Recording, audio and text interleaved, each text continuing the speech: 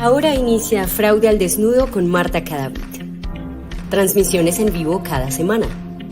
Mira las transmisiones de nuevo en nuestras plataformas digitales. ¿Estás listo para aprender y compartir las mejores prácticas de la industria de administración de riesgos? Hola, muy buenas tardes a todos. Espero que se encuentren muy bien. Hoy les habla Marta Cadavid desde la ciudad de Chicago. Ya estamos entrando a invierno. En una cápsula más de Fraude al Desnudo para las personas que se conectan por primera vez. Estas cápsulas están diseñadas para ofrecer información acerca de la administración de riesgos, en especial sobre fraude. Hoy tengo una invitada así de locos, una invitada especial, se me paran los pelitos. Vamos a tener que hacer un cambio a inglés, pero les voy a hacer una introducción porque yo pienso que las cosas buenas hay que contarlas y sobre todo cuando uno encuentra personas que se dedican a la prevención del fraude, a la investigación de manera apasionada y loca como yo lo hago, y sobre todo personas que son de una humanidad y de unas características personales excepcionales. Hoy tengo el placer, la fortuna de tener en el programa a Kelly Paxton. Kelly es la autora de este libro que a mí me parece emocionante tenerlo conmigo. Y ella es la persona que hoy nos va a hablar acerca de Pink Fraud. Del fraude de cuello rosado, porque a nosotros nos han hablado siempre, ay, es que se me salen hasta las lágrimas de la emoción. A nosotros siempre nos han hablado de fraude de cuello blanco y después salieron por ahí con fraude de cuello azul, pero resulta que Kelly trae ya una versión muy distinta sobre el fraude de cuello rosado y hoy vamos a desmitificar ese tema. Así que voy a empezar en inglés para que nuestra invitada pues nos pueda contar acerca de ella. Thank you, Kelly, for accepting my invitation to be part of Fraud, Naked Fraud, or Fraude al Desnudo. For me, it's a wonderful pleasure. I was telling everybody that I feel so excited for having you here, especially because I had your book and I had the opportunity to meet you. I think it was personally 2 years ago when I participated at the event with our friend Amanda in Denver, and now you are here. And thank you so much. How are you doing? I am doing very well, and it is my honor. And I took Spanish from 7th grade to 12th grade, and so I got little bits of it, and I was like, oh, that's so sweet of you. So thank you. It's my absolute honor and pleasure. Yeah, I was telling everybody that I'm super happy because you are here, and I admire you because you are a wonderful person for your qualities as a woman, but also as a professional, certified fraud examiner and investigator. But I want that you tell us more about you, that you just describe what you do, if you can just provide a little information about your past life or what you do, what you did in the past as an investigator. Sure. So I say my career has been all about money, dinero. And I remember a few words, but you can do it. No, I started out in Chicago at the Board of Trade. Ooh. And and we've talked about that before, but so I learned how people saved and invested money. And then we got a client that was hinky, a bad client. And it turned out he had committed wire fraud. So then I became a special agent with US Customs. I never, ever thought of going into law enforcement. I always thought I'd do something with financial, stockbroker, bond trader, something like that. So I was a U.S. Customs Office of Investigation special agent for 5.5 years. My husband got a job in the middle of the country, no border. So then I had to give that up. And I stayed home for a couple of years. And then I started doing background investigations for the U.S. government. And you have codes on your background investigations, like 01, 02. 02 was financial. And that meant you had issues. I'm going to say 02 was the biggest issue, again, about money.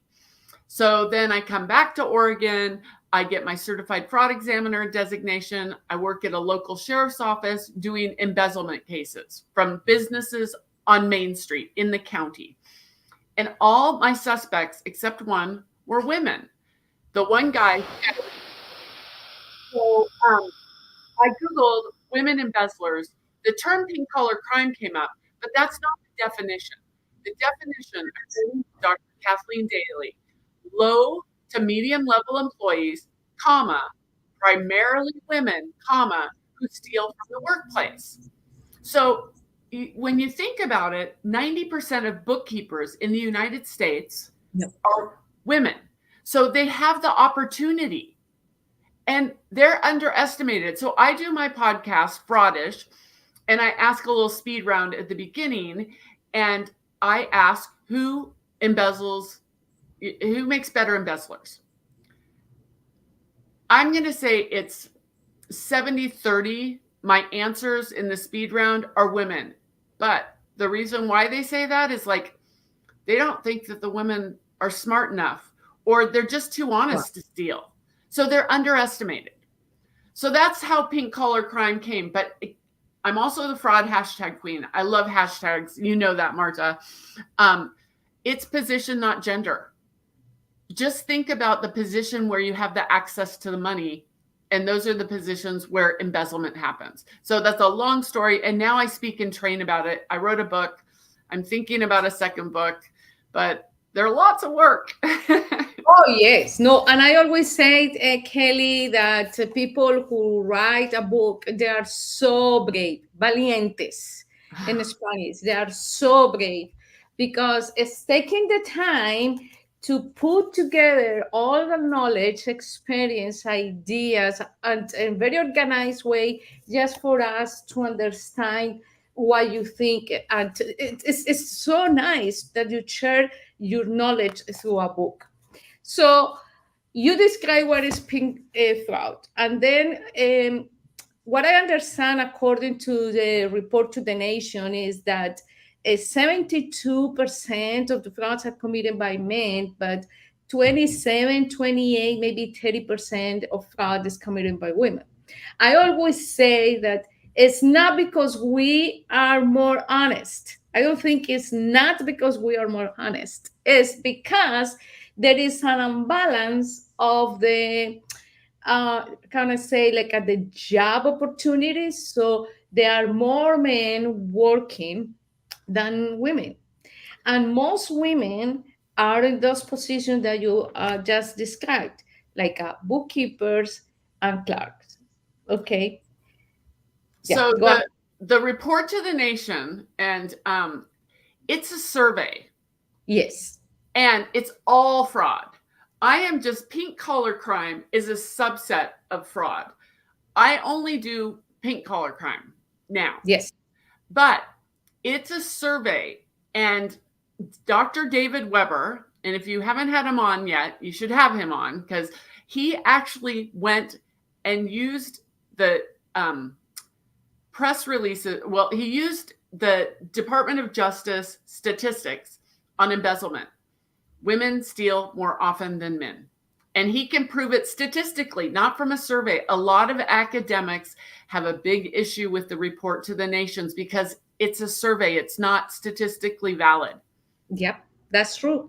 And it's located by countries, by regions, and then only few people provide information. So it's a wonderful report, but there is still more things that we can do in order to improve it. Yes, the best statistics is the Department of Justice, because they can see, or the Small Business Bureau, they can see fraud walking every day in different corporations. Well, and then it's a number that's hard to quantify, but they say only 15% of all embezzlement cases get turned into law enforcement. And, Dr. Weber did only federal cases. The cases I did at the sheriff's office, they were local cases, like municipalities. And those cases are smaller. So I think the numbers skew even more if you were able to if you were able to count the municipal type cases that are the smaller numbers, and a lot of times people don't think it's worth it to go to law enforcement, or they might have an issue themselves. I call it the get out of jail free card. So that smart woman, and I call her Gladys. Yep.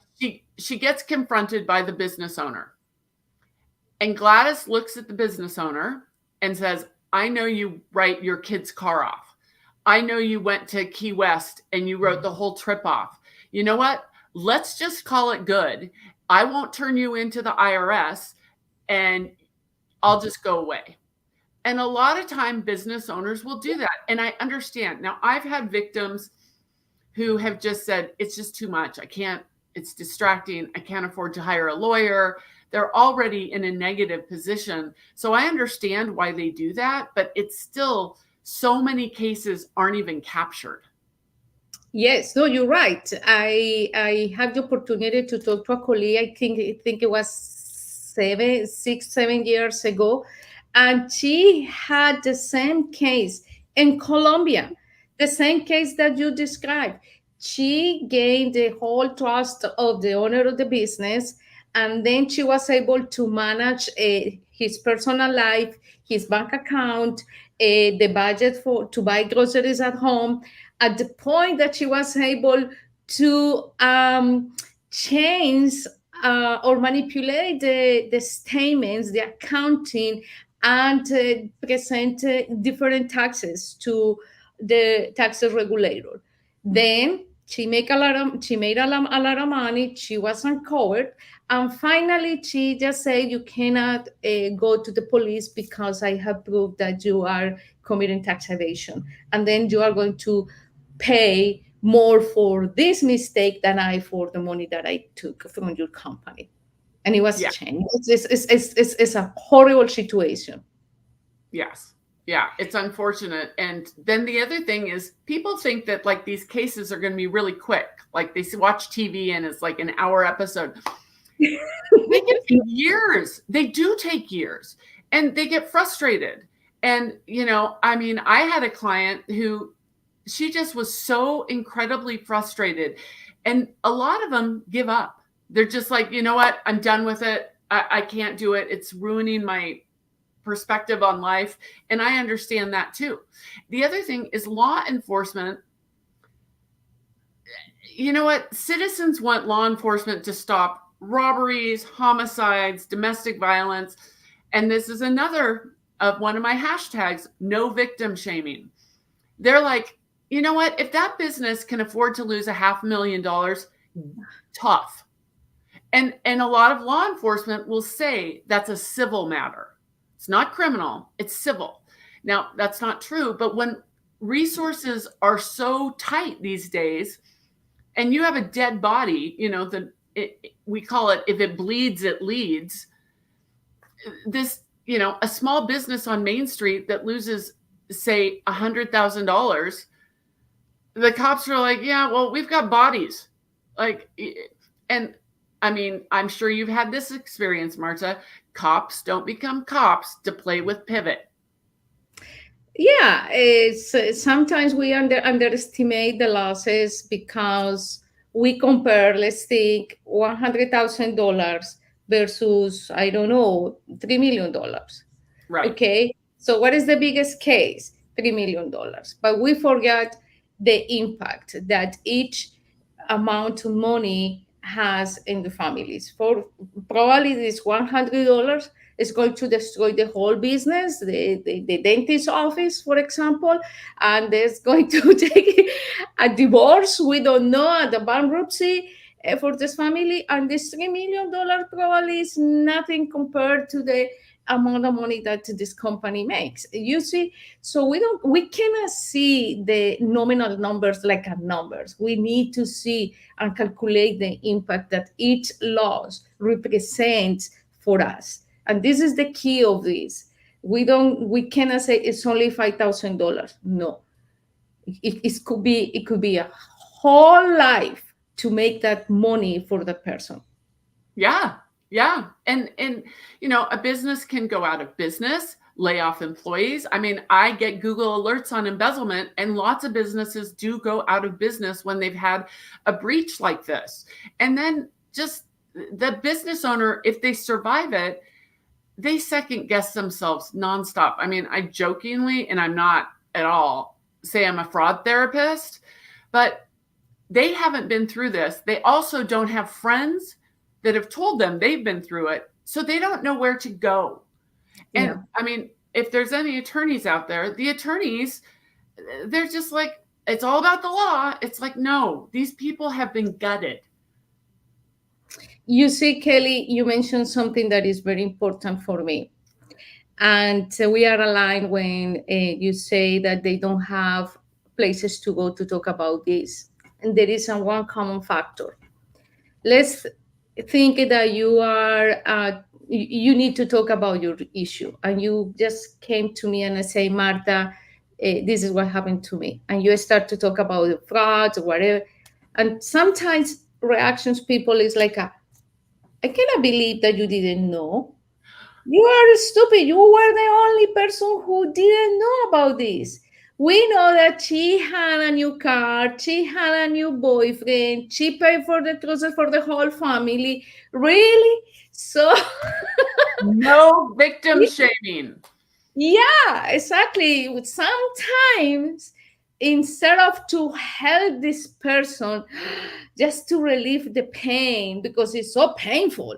It's a horrible pain in your person, your wallet, and your soul, and your whole humanity.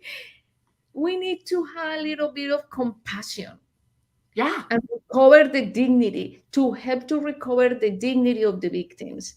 And don't say you are stupid, you didn't know. No, it's totally opposite. It's like, come on, let's talk about this, and what do you need from me or from the community to continue your life?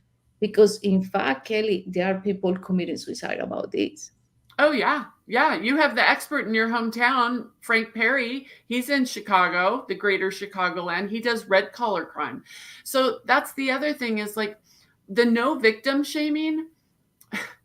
I want to, and I say normalize embezzlement, not the act of embezzlement, but being able to talk about it. Remember, I don't even want to say the years ago it was. Remember when someone would be the victim of a sexual assault? And that person was brave enough to go to law enforcement, brave enough to go through the system. And the defense attorney, the first thing they say is, what were you wearing that night? Yeah. That is victim blaming. Yes. What is, the skirt was too short. You provoked this act. And in embezzlement, they're like, how did you not know this? You know what? A lot of time the business owner's genius is up here about the strategy, and it's not down here. You have a CFO who honestly can't even get into the, the payment system to do a journal entry. He or she doesn't know how, but Gladys does, because Gladys has been doing them all the time. Yep. That's true. So Kelly, you have been studying these behaviors for many years, and you have wonderful experience. If in our audience we have small business owners, tell us at least three tips for them to understand what embezzlement is happening in their companies. I'm looking for my little, oh, I don't know where it is. Okay, I have a fraud like museum. Okay, first off, surprise and delight your employees. You know what that means is if you only look at checks over 5,000, pull one for 500. Keep them on their toes. So, number two, you have to get to your bank account first. Now, if you are old school and that means a P.O. box to get your bank statement, that's fine. If it means downloading it, don't ask Gladys to download it. You need to download it. So you have to be the first one to get to your bank statement, because you know what? I'm not even all that technologically savvy, but I can take an Adobe program and make a bank account look like $1 million when really there's only $10,000 in it. Not hard to do. So you got to get to the bank statement. And then I'm going to do 4. Instead of 3, I'm going to do 4. Oh, Look out the window. Does the lifestyle match the salary?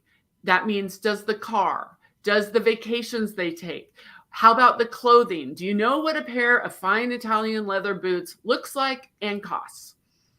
And then number 4 is children education. Pardon? Children's education, where the children goes for education. Yeah, it's lifestyle. It's all about the lifestyle. And number 4 is they need to have vacations, and the vacations need to be more than 2 or 3 days, because if someone goes on vacation for 2 or 3 days, no one covers their work. Yeah, they go on vacation for 2 weeks. You go in their desk, you go on their computer, all that sort of stuff. So that's the 4 things. Vacations. So many cases are found out when someone can't get back into work. They've had a medical procedure. And so someone has to go in and look at their desk, and all of a sudden they see all these pre-signed checks, and it's like, that doesn't make sense. So surprise and delight. Keep your employees on their toes. That sounds wonderful. So I know that time is precious here. Kelly, thank you. Thank you so much for being here. So please let us know, tell everybody where they can find you. The easiest place is LinkedIn. I'm pretty active on LinkedIn. Second easiest place, I have a podcast, Fraudish, and Woo-hoo! I have amazing guests, and it drops every Tuesday. It's not going to drop tomorrow because of election, and no one's going to listen to a podcast tomorrow. So I have over 160 episodes, and it's just like a conversation. And then you can go to pinkcollarcrime.com, or you can go to kellypaxton.com. Those are the easiest ways. My name isn't John or Joan Smith, so you can find me easily. Thank you, Kelly. If you don't mind, once the program is posted on LinkedIn, you can repost it and leave your information there for everybody. Okay? Perfect. For my curative information. Okay. Thank you, Kelly. I love your book. There are many notes that I haven't taken here.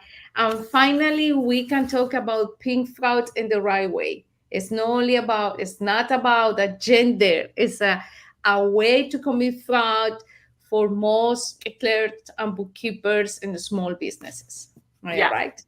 Yeah. Perfect. Okay, thank you. Thank you so much, Kelly. I'm going to continue the program with my housekeeping announcements, and then hopefully we can keep in touch. Thank you. Thank you. Okay, thank you so much. Bye-bye. Okay. Bye. Bueno, entonces ya me quedo aquí con ustedes. Fue un placer tener a Kelly con nosotros. Yo tuve la oportunidad de conocerla hace 2 o 3 años en un evento en Denver, y pues tener el libro de ella es fascinante porque, pues sí, hablábamos de que este tipo de fraudes era el fraude que cometíamos las mujeres, pero el estudio que ella ha venido haciendo con respecto a este tipo de fraudes es el fraude que cometen la mayoría de personas que están en cargos medios, como asistentes administrativas, secretarios, secretarias, auxiliares contables, y pues resulta, es una gran coincidencia que este tipo de cargos pues son generalmente ejecutados por mujeres. Entonces es ahí donde vienen todas estas estadísticas. Así que yo los invito a que sigan a Kelly Paxton en LinkedIn, a que escuchen sus podcasts, a que si tienen la oportunidad de conseguir el libro en Amazon, y si tienen la oportunidad de estar en una conferencia con ella, sáquenle todo el jugo, aprovechenla, porque es una mujer que tiene una experiencia y un conocimiento increíble. Bueno, de los avisos parroquiales, hace 15 días aproximadamente, que estuve por fuera unos días, salió un podcast muy interesante en ACFE. ACFE, la Asociación de Examinadores de Fraude Certificados, es la institución más importante de investigadores de fraude, prevención de fraude a nivel global. Y tuve la oportunidad de grabar un podcast con nuestro amigo Mason Wilder sobre fraude en Latinoamérica. Estamos convencidos que ACFE ya puso los ojos en Latinoamérica de una manera diferente, a tal punto que en una oportunidad, en una conversación que tuve con Mason en Las Vegas, le contaba que pues nosotros en Latinoamérica abrazamos e implementamos todas esas buenas prácticas de instituciones como ACFE, como ICAMS, como FIBA, FELABAN, todas las instituciones que pues a nivel global trabajan para entregarnos las mejores prácticas en la administración de fraude, pero que nos toca, yo lo llamo tropicalizar. Yo en estos días me decían que es tropicalizar y es pues colocar esas mejores prácticas que están en un contexto americano, canadiense, europeo, en un contexto latino, en un contexto que se adecue más a nosotros, especialmente sobre cuando ya entramos a un proceso de traducción de esas mejores prácticas que están en el idioma inglés, pues ya las traducimos y suenan un poquito como disparatadas, pero es por la misma traducción. Entonces, lo que toca es acomodarla, tropicalizarla. Yo hace varios años para Auditool, ya después de estar certificada, cuando empezamos a trabajar y a diseñar todo el área de fraude, prevención de fraude en Auditool, yo levanté el árbol de fraude para Latinoamérica, basado en el árbol de fraude de ACFE. El árbol de fraude de ACFE tiene 3 ramificaciones, que es corrupción, malversación de activos y malversación de estados financieros. Todo esto es muy denso, sobre todo en la parte de malversación de activos. Entonces, lo que yo hice ya después de estudiarlo, de apropiarme del tema, fue tomar ese árbol de fraude y bajarlo a un contexto latinoamericano. Por eso el árbol de fraude que yo enseño, que está en Auditool, y del cual hablamos en el podcast con ACFE, que ese fue el eje central de esa conversación, tiene más ramificaciones. Entonces tiene obviamente la parte de corrupción, la malversación de activos con el disponible, la malversación de activos con el inventario, la malversación o el fraude en el payroll o en la nómina, todo lo que es manipulación de estados financieros con todo lo que podemos ver ahí, incluyendo indicadores, y obviamente la parte de cibercrimen y el abuso. Entonces, ACFE, que en esa conversación que tuve con Mason, se interesó mucho en este tema cuando estábamos en Las Vegas, porque es algo que pues ayuda a entender el fraude de una mejor manera. Y sobre todo, cuando ya ponemos ese árbol de fraude en una hoja de Excel, en un spreadsheet, y lo podemos convertir en una matriz, y lo podemos usar para hacer chequeos, y lo podemos implementar en un software, ya es distinto. Ya y eso le fue calando. Eso le dijo, venga, hablemos de este tema. Y de eso se trató el podcast. El podcast tiene 2 partes. Esa parte es acerca del árbol de fraude, que tiene ese contexto latinoamericano tropicalizado para Latinoamérica. Está en Auditool para las personas que son, que tienen la membresía o que toman los cursos de Auditool. Y también hablamos acerca del tema de innovación y tecnología que nos acoge en No Fraude Latam, porque nosotros, por ser una compañía latinoamericana abierta a todo el mundo, porque eso es lo que nosotros hacemos, lo que nosotros desarrollamos para prevenir, predecir el fraude, detectarlo en etapa temprana a través de inteligencia artificial, usando los datos semánticos en tiempo real, es una estrategia ganadora y es una estrategia muy interesante que claro, ya que cuando le llega a investigadores acá en Estados Unidos, en Canadá, en Australia, o sea, en muchas partes del mundo dicen, venga, eso, ¿cómo se come, cómo se implementa, cómo se hace? Y va ganando espacio. Para ACFEC es una herramienta que es ganadora. Es una herramienta que que ya pues nos habían publicado un artículo a través de Vincent Walden cuando nos conoció sobre cómo nosotros fuimos capaces de ponerle corazón y cerebro al triángulo del fraude a través de la inteligencia artificial en una plataforma, en un software que se llama Fraud Explorer. Y sobre todo pensar que eso viene de Latinoamérica y de un par de latinos, en especial de Julián Ríos, que tuvo esta maravillosa idea. Pues claro, tiene esto también un impacto interesante. Y ese impacto también lo vimos cuando estuvimos hablando acerca de la analítica del triángulo del fraude en distintas conferencias este año, y cuando hablamos de behavioral compliance y qué es lo que deben saber los auditores con respecto al comportamiento humano. En el CLAIC, en el Congreso Latinoamericano de Auditores Internos este año en Cartagena, en octubre. Entonces, esto lo que indica es que vamos por el camino adecuado. Es fascinante saber que instituciones como ACFE, que se interesan en nosotros, en nuestro trabajo, poco a poco,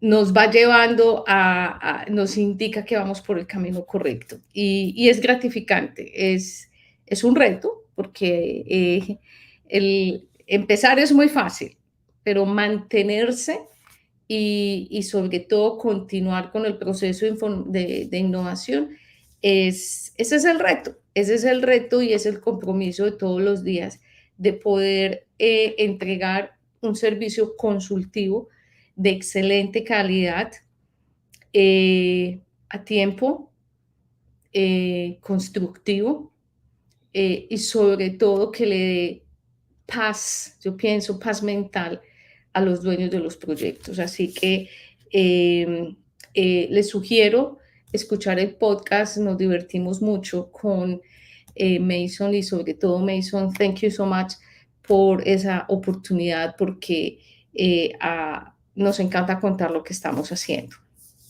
Esta semana ya vamos a estar en el Congreso 360 que Auditool y el ICPF organizaron. Estamos felices, es el primer congreso antifraude que vamos a tener en Colombia organizado por Auditool. Así que los esperamos, es esta semana 7 y 8 de noviembre en Bogotá. Allá vamos a estar un selecto grupo de conferencistas. Es un honor estar con ellos. El expresidente ACFE, Bruce Dorris, va a estar de manera virtual. A nuestra amiga de la casa, Mona, desde México, la presidenta del capítulo de ACFE en México, va a estar también. Colegas como Naum Fred, que va a abrir la conferencia, es un orgullo estar ahí con él. Colegas como Luis Fernando García, Juan Pablo, obviamente Julián, y bueno, y de pronto Juan García, y si se me escapan, Dios mío, les ofrezco disculpas, pero la emoción de tener este evento ya esta semana es increíble, increíble. Yo pienso que hay que ser muy valientes. Hay que ser muy valientes para tomar ese reto, reunir las personas y poderlas sentar a conversar acerca de fraude. Y también vamos a estar la semana entrante en el primer Congreso de Compliance en Monterrey con nuestros amigos de Asonoc, con Elimilek y Jessica. Es un placer estar con ellos allí. Gracias por la invitación. Vamos a tratar de estar a la altura de ese evento, un evento que también tiene un pool de personajes espectaculares en Latinoamérica. La están sacando del estadio, nos vamos a divertir montones como siempre. Así que los invito a que tomen estas oportunidades, que ya el año se está acabando y quedan pocos eventos de talla internacional. Igual posiblemente vamos a estar en Panamá y vamos a estar con World Compliance Association en Bogotá el 28 de noviembre, hablando de un tema espectacular que nos apasiona. Más allá del mundo del fraude, corrupción, del tráfico de personas, es el behavioral compliance. Estamos felices porque World Compliance Association en Bogotá con nuestro amigo Jorge Andrés Amezquita, crearon un evento para hablar de Human Risk, el riesgo del comportamiento humano. Y vamos a estar allá. Es impresionante, estoy fascinada porque vamos a contar lo que nosotros hemos hecho para poder entender el comportamiento de las personas, de los empleados en tiempo real y cómo ese comportamiento deshonesto destruye el valor de las organizaciones, pero también a través del entendimiento de la tecnología, del uso adecuado de la inteligencia artificial, cómo lo podemos predecir, cómo lo podemos pronosticar. Así que estamos ávidos de eventos y bueno, ya también empezamos a llenar la agenda del año entrante. Así que muchas gracias a todos por compartir la información. Les ofrezco disculpas si los 2 o 3 capítulos anteriores no tuvieron todo el estándar que generalmente tiene Fraude al Desnudo, pero hacer estos programas en remoto a veces presentan ciertas dificultades. Así que, bueno, estamos en proceso de aprendizaje y construcción. Muchas gracias a todos. Nos vemos la semana entrante. Vamos a tratar de hacer un en vivo desde la conferencia de Auditool y bueno, les estaremos contando. Muchas gracias. Recuerden compartir la información y no olviden, fraude de cuello rosado, pink fraud. Hasta pronto. Nos vemos. Bendiciones. Chao.